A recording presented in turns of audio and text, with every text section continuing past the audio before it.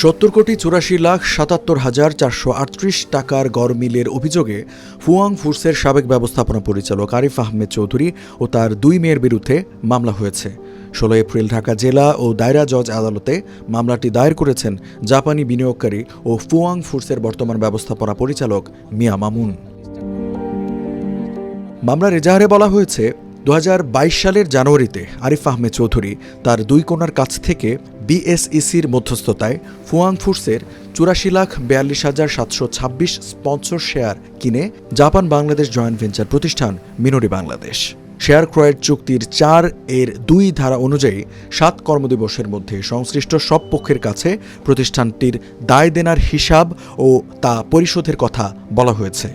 আর 4(3) ধারায় বলা হয়েছে, এই দায় দেনা কোনোভাবেই মিনরি বাংলাদেশের উপর বর্তাবে না। অথচ 2 বছরেও এসব চুক্তির শর্ত পালন করেননি তৎকালীন ব্যবস্থাপনা পরিচালক ও তার 2 মেয়ে। এর ব্যাখ্যা জানতে 2025 সালে 9 জানুয়ারি লিগ্যাল নোটিশ পাঠানো হয় আরিফ আহমেদ চৌধুরী ও তার 2 মেয়ের নামে। সেই নোটিশের আইনি জবাব দেননি তারা। এরপর 16 এপ্রিল আদালতে মিসকেস দায়ের করা হয়। মামলার এজাহারে মিনরির পক্ষে বলা হয়, শেয়ার বিক্রির চুক্তি অনুযায়ী আরিফ আহমেদ চৌধুরী ও তার 2 মেয়ে ফুয়াং ফুডস কোম্পানির 70 কোটি টাকার ভ্যাট ও ট্যাক্সের হিসাব গোপন করেছেন এবং শর্ত অনুযায়ী সব পক্ষকে এর হিসাব দেননি। ফুয়াং ফুডসের এত বিপুল পরিমাণ অর্থ গড়মিলের কারণে বর্তমানে কোম্পানির উৎপাদন কার্যক্রম ব্যাহত হচ্ছে বলে জানালেন ফুয়াং ফুডসের ব্যবস্থাপনা পরিচালক মিয়া মামুন। কোম্পানি হিসেবে ব্র্যান্ড ভ্যালু খুবই ভালো আছে, বাট এটার ভেতরে যে নিয়ম কানুন কোনো কিছুই ছিল না আর কি। এগুলো নিয়ে অনেক স্ট্রাগল করে আসলে গত বছর পর্যন্ত মোটামুটি ভালোই করেছিলাম আমরা। আমি আসছি আসলে বাংলাদেশে কিছু করতে।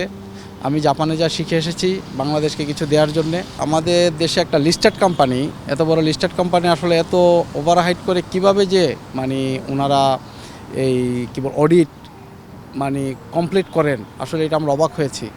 আমাদেরকে আসলে যেভাবে হিসাব দেওয়া হয়েছিল এটা আসলে কিছুই ছিল না। আমরা আসার পর 1 বছর পর্যন্ত আমাদের কানে কোনো কিছু আসেনি।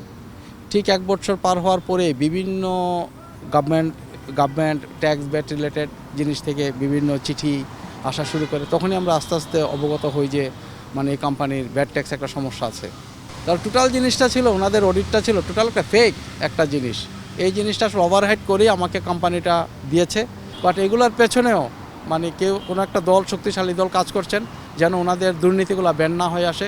এই জন্যে হয়তো এই অস্থিরতা আমি মনে করছি আর কি।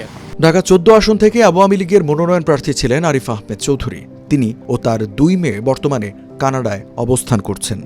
মামলা ও অভিযোগের বিষয়ে জানতে একাধিকবার ফোনে যোগাযোগের চেষ্টা করা হলেও সাড়া দেননি আরিফ আহমেদ চৌধুরী।